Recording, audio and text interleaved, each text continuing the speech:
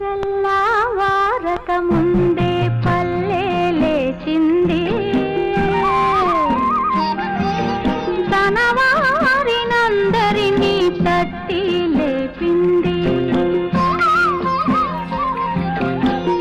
ఆదమరచి నిద్రపోతున్న తల్లి కోడి అదిరిపడి మేల్కొంది, అదే పనిగా కూసింది. తెలుగు దుస్తులేసుకొని సూర్యుడు తూర్పు తలుపు తోసుకొని వచ్చాడు.